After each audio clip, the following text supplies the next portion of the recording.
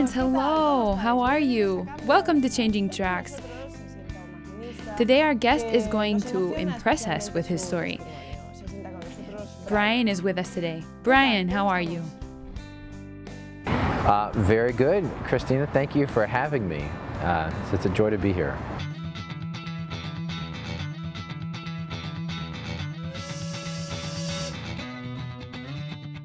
Well, tell us a little bit about yourself, where you're from, what you do. Sure.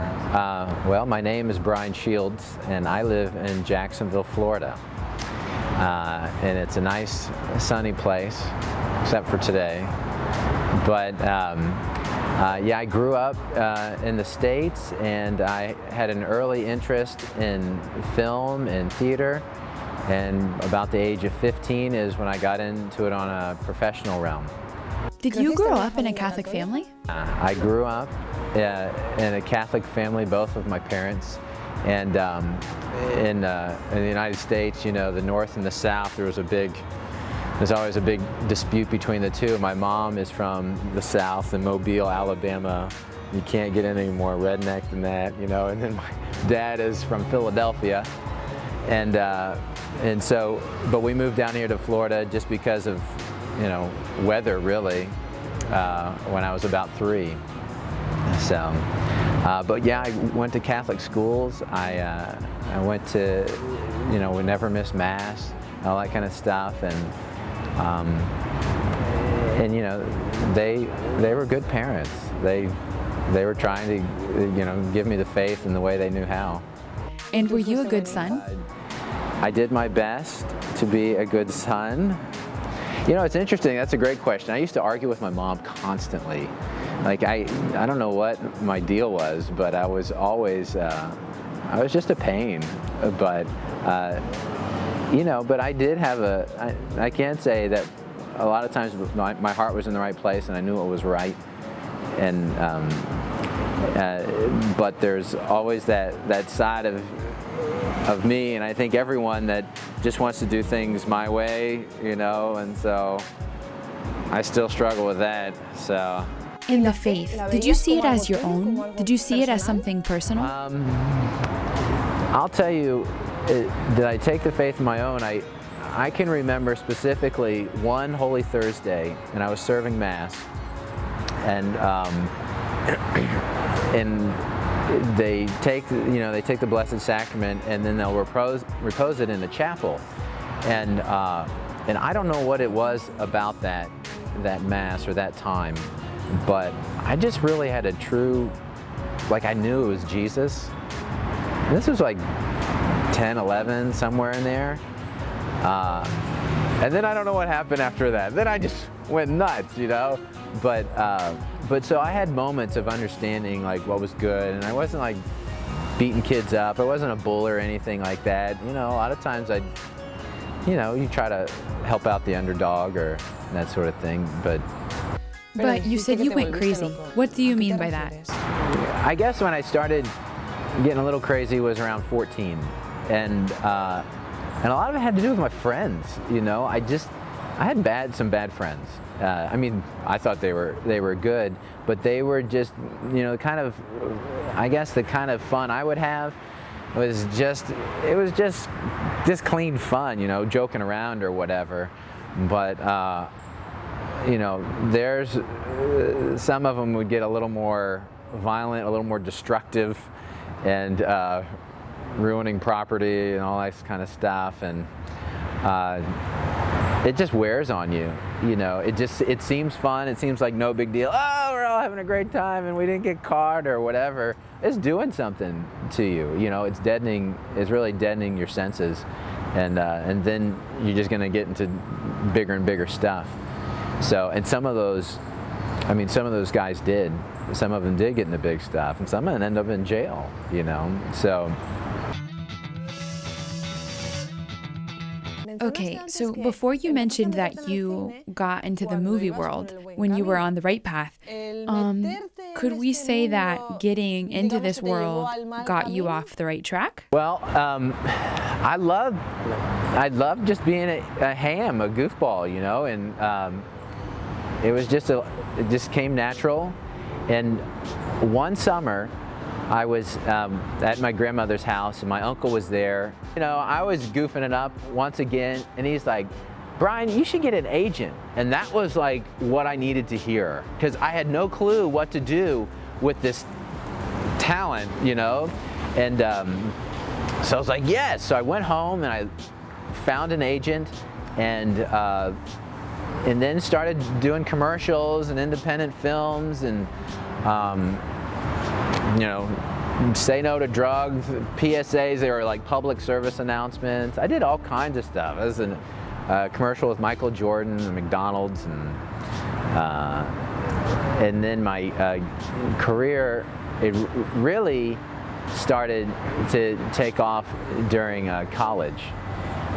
The funny thing is I can remember, because this is kind of important, you know, and all this time as it seems like things are going great, I'm just going further and further down into this pit of like away from God, and also I wasn't as happy, you know. I was losing my peace, and it's easy now to look back and to see that. It wasn't always easy to see why. I was like, gosh, what's wrong with me? Why isn't any of this thing satisfying me? But you said before that you got to the bottom of the pit. What exactly is that pit? Yeah, it's just this pit of sin, like living a life away from God. It's like living immorality and not choosing to follow like just the simple teachings of the church, like stay in line with the commandments and all these things. They're not there as these rules to like beat you, but really so you can have joy, like true joy. I think this is something I've been thinking about a lot lately, is that, you know, we get into sin because sin is fun, right? I mean, why else would you do it unless it made you feel good? Even if it makes you feel good for that half a second or that time, and then after you're like, I shouldn't have done that, you know what I mean? I'm gonna pay for that, whatever it is. Or there's all these consequences that follow it. Some of the consequences are really huge, but it's a lie. It's like it's all that this world has to offer, because really we can be so much happier with God. Like, and that's the truth. It's like true happiness, it comes from just being charitable, you know, being kind and loving, and I mean, serving the poor and helping the poor, that's all great, and it makes you feel a peace inside. But you can find it in your own family, like me being nice to my mom, you know, like that was huge. That was a huge step for me to realize, oh, my mom is on my side, you know, like that kind of, and it brought me peace. I was much happier to have a good relationship with my mom. But the idea of living in sin because we think it's going to make us happy, because that's what we want. We want to be happy, you know, and God wants us to be happy. Isn't that an amazing thing? Like, here we have this great God who wants us to be happy, and then sin makes us happy for a second.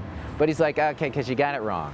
It's very simple. Just live virtue, live, you know, seek holiness, be kind, be caring and forgiving. Those kind of things bring you this happiness that you didn't even, that are so much better than just this sin, this like candy that tastes good for a second, then it's gone, you know? When do you think you really changed?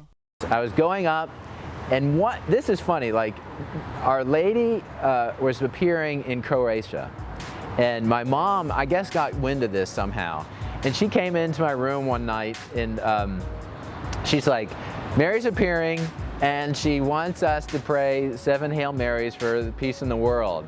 I'm like, good grief, how am I going to say no to that? Peace in the world, 7 Hail Marys? What kind of guy am I? Can I not do that? You know? So I was like, all right. And I started to pray these 7 Hail Marys. And that was just that simple thing I think Our Lady started to use in my life. How old were you? 19, 18, somewhere in there, I think.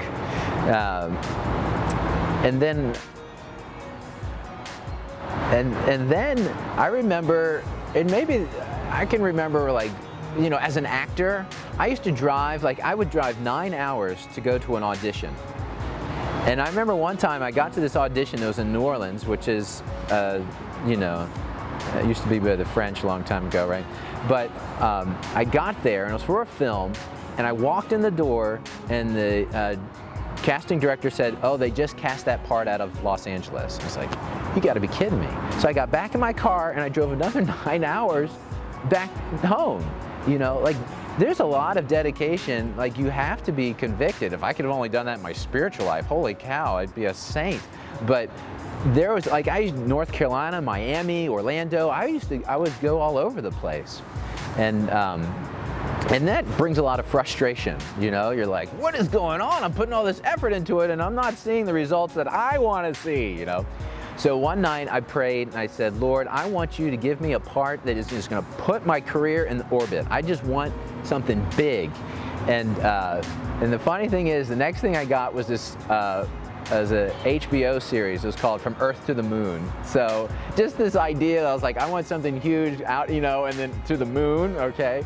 So so God has a sense of humor.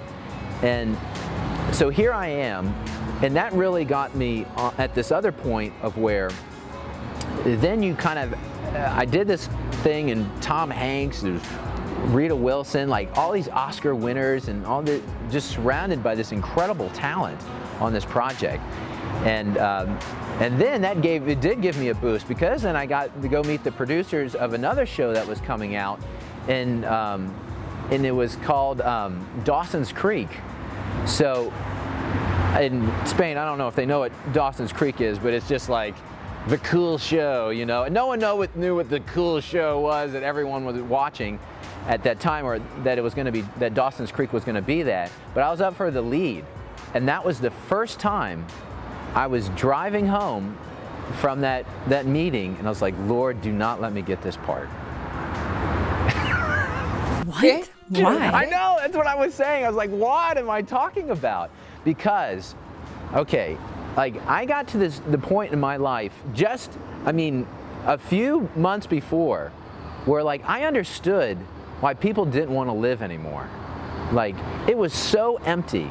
I mean, I would walk into a store or a gas station and people would recognize me. And people knew me. Like, they thought, you know, oh, this guy's so funny. Oh, this guy's on TV. Oh, this guy. Not that I was some superstar or anything like that, but I was just, it was happening, you know. And it was empty. It was empty. And I knew guys, and like people that they had their own TV shows. They were on the Disney Channel. They were like, you know, they were really talented, and they were on the rise too. And I know how empty they are. Like, they're all searching, and they're all searching for something. They're trying to fulfill that hole. So St. Augustine talks about how our heart is restless until it rests in Him. Like, God created us, and He put this hole in it that only He can fill. And a lot of times, that's why people are striving for these great positions of power or of prestige, or as actors, you know, you want to do the next greatest thing. Is because you're trying to fill that hole. So here I am, and I'm realizing that none of this is working for me. Like, none of this. And I was like in despair. Like, I really was like, oh, this is crazy. And I'm not happy. And this really cute girl asked me to go on a retreat. And I married that cute girl. But so I went on this retreat.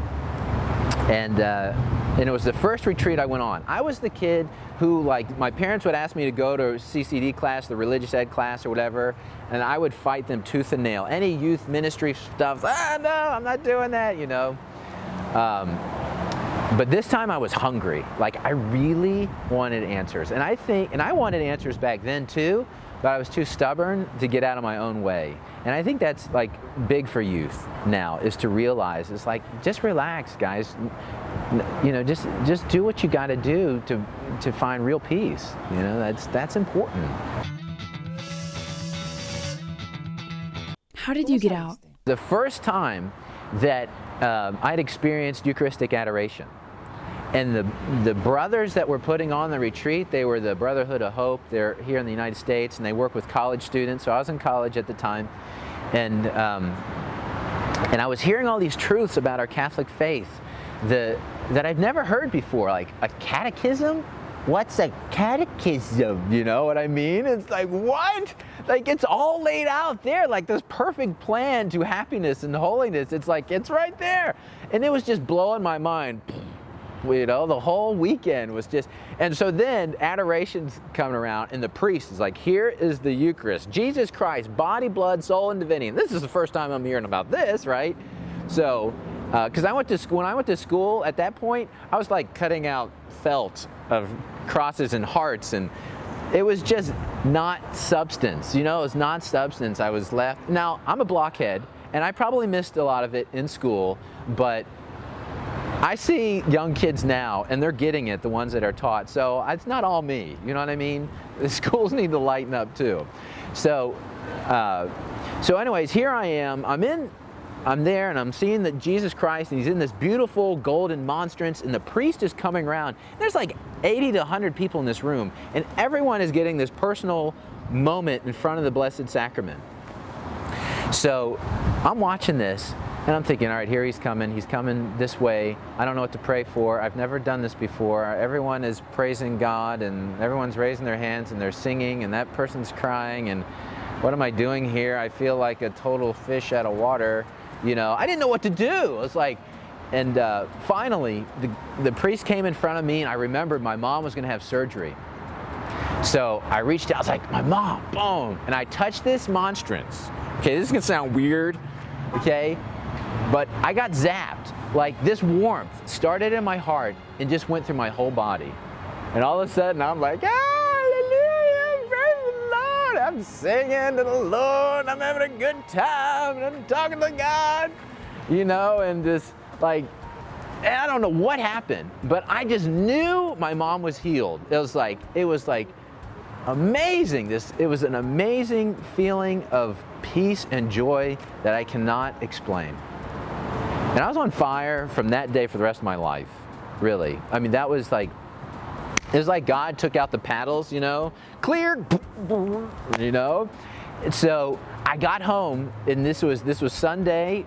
So Sunday I drove home, and my parents were out at dinner, and I found them at the restaurant, and I was like, Mom, you don't have to have surgery anymore. You've been healed. I was on the retreat. And they're like, sit down, Brian, because, you know, I'm in a restaurant with all these people. I'm like, praise the Lord, everybody, my mom's been healed, you know. So it was just like, that kind of confident. And so the next week, she went in and she had the surgery, and everything went fine. And I was thinking, Lord, what happened? Remember, I touched you, the zap, boom, clear, and you were gonna heal my mama, and this kind of. And he's like, finally it hit me, like, duh, it was for you. Like, you're the one that needs healing. You're the one with all this baggage that you've been carrying around your whole life since you've been a moron since you're a kid. You know what I mean? So I was like, oh yeah. Thanks, that's right. I'm not Superman, and I do need to change myself. And that was the slow process. So all of this happened, I'm telling you all this because this is what happened 2 weeks before I went to meet the producers of this huge television show that was coming out. And so I'm in the room with these guys, and I'm reading the script, and what is pushing is immorality to teenagers. Like, it's all about who's hooking up with who and all this kind of business. And I'm just like, oh my gosh. But I didn't have the confidence to walk out of the room. But when I left, and I nailed the audition. I did great. I mean, when you go to meet producers, that means, like, you know, the next step is you're on the show. So my agent is calling me, and she's like, all right, everything's looking good. They're gonna tell us tomorrow what's the next step, what do you gotta do, and this and that. I'm like, ah.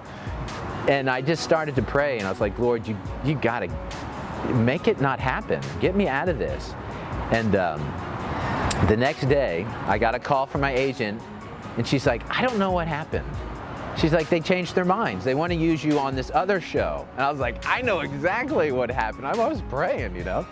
And so she sent me the script for this new show, and I read it, and it was just the same garbage. It was just more of it. It was like just immorality to teenagers, like no morality at all. So After all that, they didn't give you the part? What happened? I didn't get the part for that one, and I went and I was reading the script for the new one, and it was very clear. It was almost like I could hear God saying to me inside. He just said, Brian, I got you out of the first one, but if you're going to follow me, you need to walk the walk. You need right now to stand up and say no. It's your choice. You can do whatever you want, you know. And so I called my agent back and I told her no, I wasn't interested. She was not happy. My friends thought I was an idiot. Like, I still hear it when I see these guys, because they're out in LA now and they're producers and all this. Oh yeah, Brian, you know. So, but I just knew that would have been the death of me. You know what I mean? Like, I would have fallen away from God. You cannot stand up in that kind of culture, because you're alone. You know, you really are. You need to have a community to be around you. So I remember hanging up the phone and I'm thinking, I'm gonna go make movies on the lives of the saints or something. And lo and behold, that's what I did. You know, I ended up, and this is how God works, and He blesses you. Is like I went out and I went and moved to Oregon, and there was a ministry out there called St. Luke Productions, and I was traveling the country playing the life of St. Francis, and I was also one of their, like, I had a degree in marketing, so they needed help in marketing. And just also traveling with the other shows on St. Maximilian and The Passion and all this kind of stuff. So you were a team of 2 people, so I took care of all the technical stuff on the shows too. And you did what, I was just happy. I was like so happy to just be in a Catholic environment where I could learn and grow in my faith, because I really needed to be formed, you know. And then we made a movie on the life of St. Therese of Lisieux. And that came out in theaters, and it touched a lot of souls. And it was about that time too that I was now married, that cute girl that really saved my life by asking me to go on a retreat. So girls, ask the boys to go on retreats. That's the goal. That's what you do, okay? And boys say yes, because it's going to change your life. Duh. Okay, so so we had our youngest at the time, our firstborn, and I was like, what's out there for kids? You know, what's out there? What am I going to show my kids? Veggie Tales, that was great. And there was some, you know, Catholic cartoons or something, but just needed, like, there was a big gap there.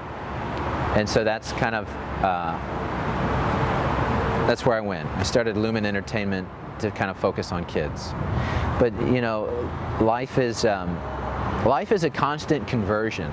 I think I need to remember that I'm not gonna arrive, you know what I mean, until I arrive in heaven, you know, and then probably after a little purification process. But it's important to keep striving. I mean, we play sports, we do all these things, and we're willing to, like, exert ourselves and practice all this stuff. Well, why don't we do that in the spiritual life, you know? And it's taken me a long time to realize that I need to do that.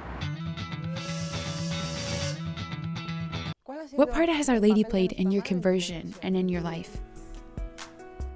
Yes. Our Lady, yes, she's had a big influence on my life. It's pretty amazing that God gave us so loving a mother, you know, and she really cares about each and every one of us, and I can see it, like, that there was that pinnacle time when I was kind of coming back, or that my mom just recommended, my earthly mama recommended saying these prayers for world peace, you know. And then the rosary just became really big, and then realizing after I met Maximilian, St. Maximilian Kolbe, meaning not in the flesh, he's dead, of course, but that's the cool thing about being Catholic. You're like, you go both worlds, man. So St. Maximilian talks about Our Lady, and he really drew me into a better understanding of like this profound role that she plays in our life and this great joy and happiness she wants to bring, and she's like the dispenser of grace, you know? It's kind of like, I was just kidding with my kids the other day. I was like, we should make like a gumball machine and like that has bubble gum in it, and it like looks like Our Lady, and you turn, you know, the knob and these little balls come out that say grace on them, and it's gum. Because that's what she does. She's just like, she takes it from the Father and she gives it to us, right?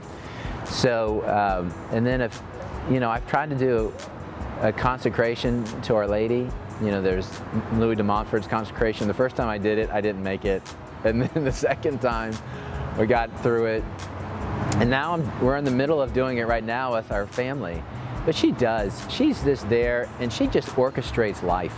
Brian, thank you so much for coming here today, for telling us about the media, what life's like there, because at times we see things, but I think that they are deceiving us, just like you were saying. And I'm sure there are a lot of young people going through the same sort of things, and they don't know that they're being deceived, and it's not good for them. Brian, thank you.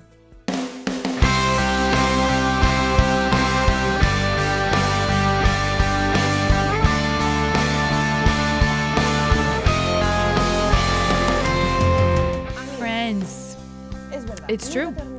We never stop converting ourselves. We live in a constant conversion. The thing is that we have to realize what's right and what's wrong. Brian told us that he thought he was doing things right at the beginning. In fact, things were going really well for him, and he was going up in the world, but he felt empty. This happens to us quite frequently. We just have to realize that even though we may be going up in the world, what we are really doing is going down.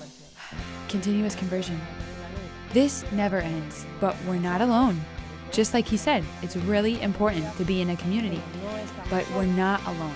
Our Blessed Mother is with us, and God the Father is with us, looking down on us from above and protects us. So, take heart and believe.